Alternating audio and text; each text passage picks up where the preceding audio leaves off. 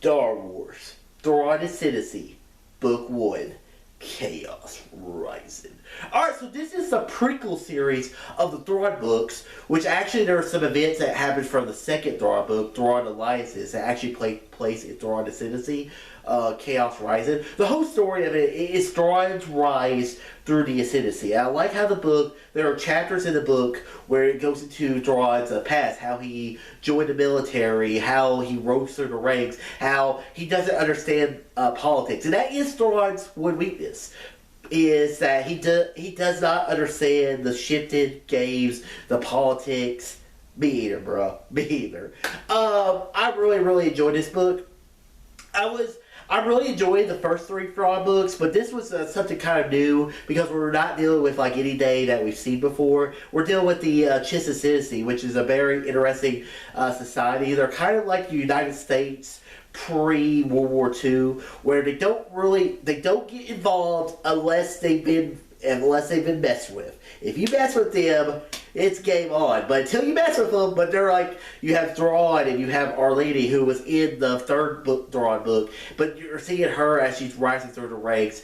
And the politics of the books are very, very interesting, where you have like these 9 families. It kind of reminds me a little of Game of Thrones, where you have all these royal houses and they're all in it. That nobody wants to deal with Thrawn because Thrawn is just a wild card. He just wants to wage war, and like he's a military mastermind. But it reminds me a lot of like the movie Patton, where no one wants to deal with Patton because he's just a warmonger, because he can see the stuff so clearly, but he can't do what he really wants to do because of the politics of it all. And that's kind of Thrawn, just not as a psychopath.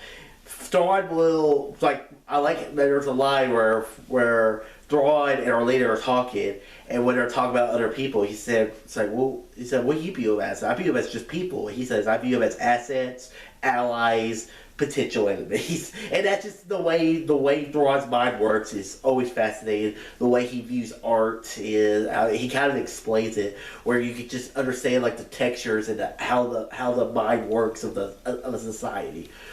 Overall, I really enjoyed the first book of the Thrawn Ascendancy, Chaos Rising book. I'm getting ready to start the second book of the Thrawn series, so I'll be talking about that eventually. So guys, have you read the first book of the Thrawn series, Thrawn Ascendancy, Chaos Rising? Wherever they are, comment below. Let me know. And guys, if you like this video, click that thumbs up, subscribe to see more, and tell your friends about Using Nation.